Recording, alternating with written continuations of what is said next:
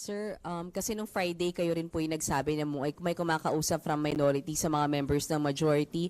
How stable is your majority block? May mga nagpaalam na po ba sa inyong lilipat sa kabila? As of last night and as of yung sa group namin a few minutes ago, it's more all rumors. Pero hindi nagbago yung sinabi ko sa inyo. There were meetings that took place, calls from both sides. May enticement, may pananakot. To be fair, it's not all wheeling and dealing. May appeal to the country, appeal to ganito, ganyan, etc. So, but as I said dun sa ating bishops at pastors who prayed for the nation today dito sa Senate, yung attack on the Senate started naman in 2023, di ba? Nung gusto nilang i-abolish ang Senate. And I really believe that the events in the last few months was also intentional na ma-weaken ang Senate because bubuhayin yung constitutional change, except this time around, regional Senate ang gusto nila. But to do that,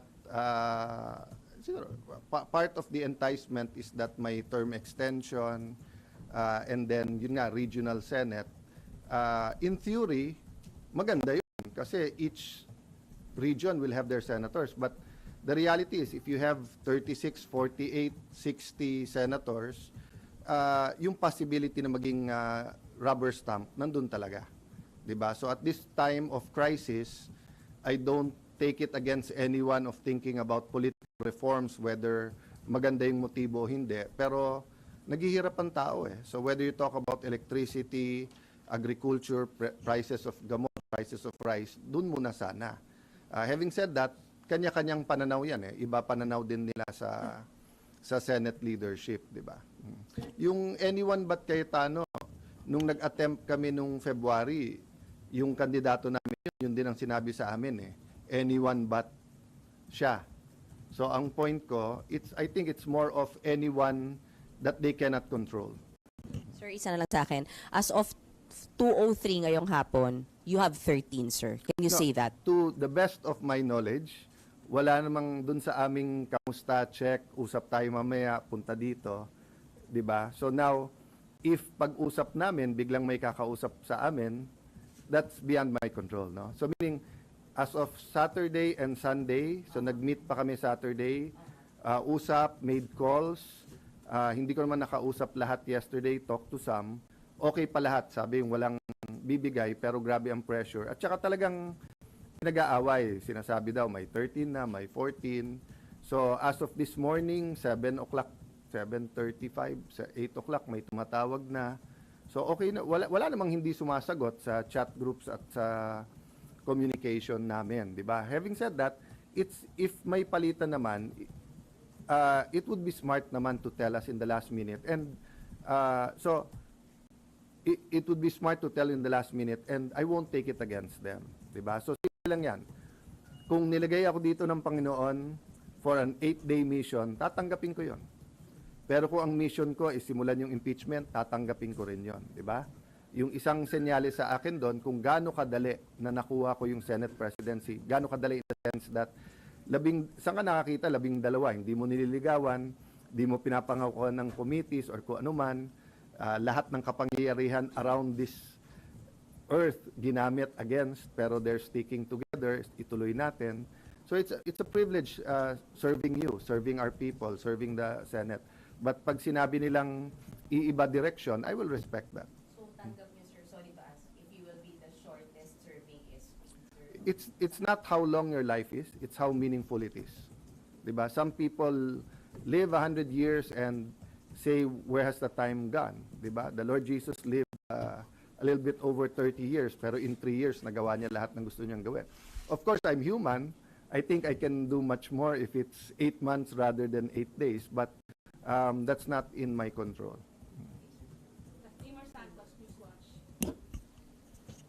Hi, sir. Sir, your reaction lang po, merong mga calls for your resignation after what happened.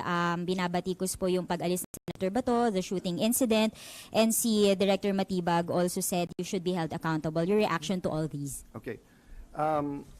Hindi pa naman ako SP, pinagre-resign na ako eh. Buong buhay ko naman Ganon eh, di ba? So certain people are called for the job. So even before I took office as Senate President, tinanong ko sa 12, bakit ako?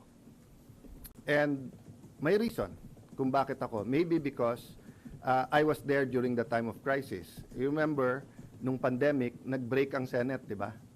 Ang House, mas marami kami. Gusto nila mag-break kami. Sabi ko, hindi pwede. Kailangan makita nila may gobyerno.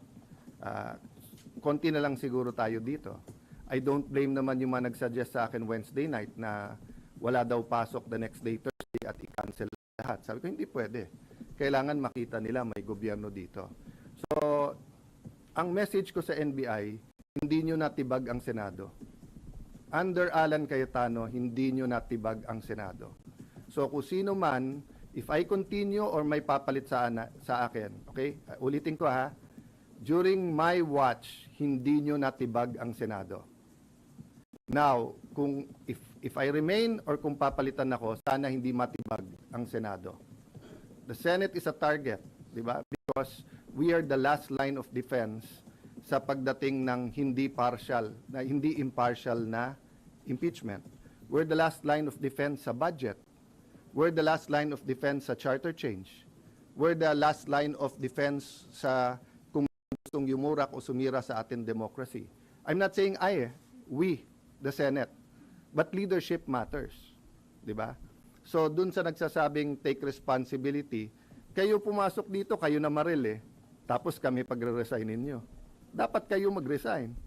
Di ba? Pati yung mga ibang nagsasabing take responsibility for the shooting. I take responsibility for my reaction.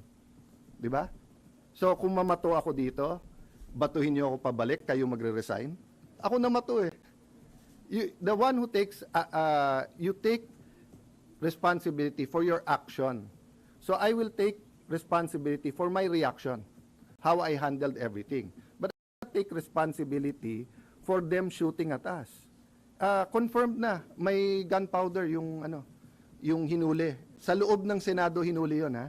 Until this time, may nagsasabi sa Pangulo na ang NBI daw nasa GSIS, wala daw dito sa loob at hindi daw nagpaputok. So makikita mo there's a lying all over going around. If they can lie with that simple thing, di ba? So sabi ko nga sa grupo namin, guys, hindi pwedeng maging general rule yung ginawa ng NBI. Tinetesting nila yung Senado. Unfortunately, dati, maraming nag-i-invoke dun sa spirit ni Salonga, Recto, Tanyada, yung Osmeña, Rojas, yung ating mga greats, di ba? In the past, pagka inatak ang Senate, nagka-come together lahat ng senador. Ngayon, algorithm at political bias na. That's what's sad about it. No? All the evidence is there. I mean, it's beyond our control na, like sa inyo, di ba? Pag dumating na sa editor, dumating na sa final, dumating sa live interviews, hindi nyo kontrolado lahat yon. Pero yung personal experience nyo at personal testimony nyo, meaning, pag tinanong kayo ng kapatid nyo, anak nyo, pag uwi nyo, ano ba talaga nangyari? Eyewitness din kayo eh. Diba? So, yun din ang ano ko sa inyo. Kung eyewitness kayo and you think I did wrong, I won't take it against you for calling for the resignation. But if you're telling me na kontrolado ko yung NBI, so dun sa nagsabing scripted, di ba? Ang galing ko naman na pati NBI is under my command pala. There's no reason to eh. Di ba? Many of those who are calling for my resignation are political operators eh. Dati na silang may meaning nung nasa DFA ako, resign Alan. Nung nasa Speaker's Office ako, resign Alan. Nung minority leader ako, resign Alan. Nag-ano lang ngayon, nag-echo lang ngayon dahil nga sa mga pangyayari. But for me, it's concerted effort from day one to get me out because they want someone they can control. The only thing I promise the 13 is I follow God. Diba? And, you know, following God is easy if you know exactly what He's telling you to do, diba? Pero if you have 5 decisions to make and all of them are godly decisions, hindi madali mag-discern na ano ba dapat gawin. So for example, as long as I tell the truth, that's godly, diba? But do I extend a friendly hand in friendship? Di ba? Do I tell everyone, let's work together, or do I pound the table muna para alam nilang hindi pwedeng ganito yung Senate? Those are everyday decisions that needs wisdom, and I'm not claiming to have all the wisdom, di ba? But uulitin ko lang ha, collaboration, okay. Pero yung sunod-sunod kami sa inyo at hawak nyo kami sa liig, hindi pwede yun. Collaboration, our government needs collaboration. The three great branches of government, judiciary, executive, have to work together. Senate, House, we have to work together. But yung sasabihin mag-surrender or puppet SP ka, hindi ka tatanggalin, pero kung ano sabihin namin, sumunod ka. Sorry, hindi ko style yon. Last question, Ma'am Gonzales. Hi, SP. Hingi lang po kami ng status ni Saa Aplaska, kung suspended po ba siya, and si Secdong That's po. part of our, thank you for that question. Apo, So pati that's- sir lang si Secdong Mendoza, nag-resign daw po. To be fair kay Secdong, siguro a few minutes after mag-resign yung dating OSAA, he told me na magre-resign siya. I told him I want him around. And then, sorry, hindi ko lang alam yung exact date. He actually handed me a written resignation. And dati ko naman siyang kaibigan. Never ko siyang kapartido, but he's always been forthright with me, always had worked in candor. Alam ko naman alam niya biases ko, alam ko biases niya. And then, he could have gone home Wednesday night nung marami nagchichismisan na umuwi na kayo, or marami nagte-textan na umuwi na kayo. But he stayed, no? So, actually sa isang news ko nakita yun this morning. So, I haven't talked to any of them. I went straight to the hearing ni Senator Pia on electricity, high prices of electricity, then to the prayer for the nation, then here. So, I'll deal with that kung kay Sec Jendong. And then kay OSAA, there are three options kasi. There's a legal memo prepared for me to discuss with the legal team. I'd like to thank, di ba, nasa internet pinost naman ni Attorney Tolentino, Mark Tolentino, na, may separation of powers kasi. And then may certain officials na pwede i-suspend o hindi. And everyone was emotional during the weekend, kaya nga Saturday sabi ko, prayer and reflection. Hindi ko na sinagot yung kay Ombudsman na walang nagtanggap dito. Kasi wala naman tayong trabaho ng Friday, Saturday, Sunday. Wala naman official na pwedeng tumanggap. To my knowledge, wala naman yung subpoena. CCTV, walang question doon. Kung may miscommunication, it was cleared up naman, di ba? It's not true na walang CCTV. Meron, pero the lights were out eh. So, hindi lahat singlinaw nung iba. Number two, as soon as Secretary John Vic called me, yun ang una niyang hiningi, secure the CCTVs. When he got here, inulit ko sa harap, 2 copies. Sabi ko, gumawa kayong 2 copies, pero sa harap nila kayo gumawa ng 2 copies para alam yung original. So, yung isa nasa PNP or, I don't think it's with DILG, I think it's with PNP. So, dun sa DOJ at saka sa Ombudsman, wag sila mangamba na matamper yun kasi hawak na ng gobyerno right after the incident. No? But as far as NBI and DOJ investigating, suspect sila eh. So paano sila mag-iimbestiga? Diba? That's why nga pumayag ako ng joint investigation kasi I am sure that someone will point the fingers sa mga taga-Senado. So kung suspect ka rin, hindi pwedeng ikaw lang mag-imbestiga. Diba? That's why I also appeal to all of you, whoever has videos, to the proper authorities kasama namin. So actually, I've been scanning news and internet at kung ano man videos lumalabas doon, kinukuha din namin para maayos natin in a very logical and scientific manner. Sorry, so clarification lang po. Si Saa Aplaska, pati po si Secdong. I'll update you maybe in an hour or two kung anong decision. And I promised also both the majority and the whole 24 senators na magiging consultative or consensus yung aming decision making, di ba? So I don't think yung whether or not yung suspend. Remember, he's acting ha. So hindi naman siya regular sergeant at arms, meaning he should also have an option na kung ayaw na niya, 'di ba? But he's been there, he's been reporting, he's doing his job. I don't think he deserves this, but sabi niya, sir, sundalo ako, sanay ako diyan. Sir, to clarify, si General Aplasta pa rin po yung Senate Sergeant at Arms na Yeah, we haven't made a decision. nag-i-implement. We haven't made a decision kasi one option, 'di ba, is sundin yung ombudsman. The other nga is may legal opinion na it's the Senate that can suspend, hindi sila.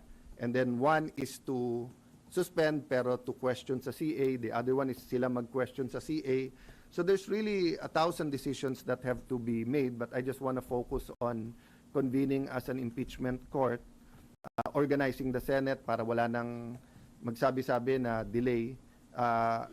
Beside those two priorities, then pwede natin isa-isahin kung ano man ang mga kailangan nating gawin, no? Sir, sorry. Your priority is committee chairmanship. Organizing the Senate in general. So Okay. that right now that means the committee chairmanship. Yeah. Committee chairmanship and convening the impeachment court. Pero pag may tumayo to change leadership, hindi niyo po harangin. That's their right. But priorities are priorities, di ba? So kahit may tumayo Di po, ba sila naman nagsasabi before or kakampi nila kung hindi sila na di-delay namin yung impeachment. So, kung gusto nilang i-delay nila. I've been in the Senate long enough na kahit majority ka, kung gusto mo talagang i-delay, maraming pwedeng gawin eh. 'Di ba? Sabay-sabay lang kayo tumayo, madi-delay mo. But I'm expecting a very naman decent and honorable exchange mamaya. 'Di ba? there will be moves. Sorry sir, isa na lang. Yes, If there go will ahead. be a move for a change of leadership, ipopush nyo na Priority mag-convene yun. muna. Hindi. If there's a move to change leadership, priority yun. Yun ang pinaka... So, if you look at the Constitution, getting the Senate organized is the priority. Kasi how can you even convene the court if you're not organized? How can you have hearings if you're not organized? After organization, ano yung mga constitutional mandates? Siyempre, mandate to make laws, pero everyday yon. But to convene, di ba, and given the national clamor or trauma, whatever side you're on, may mawawala ba na we convene and start the process, di ba? Okay. Thank you, everyone. Thank you. Thanks, guys.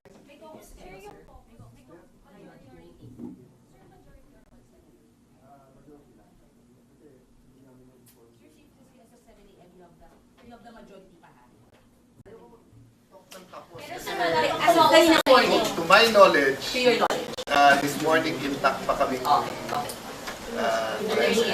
my knowledge.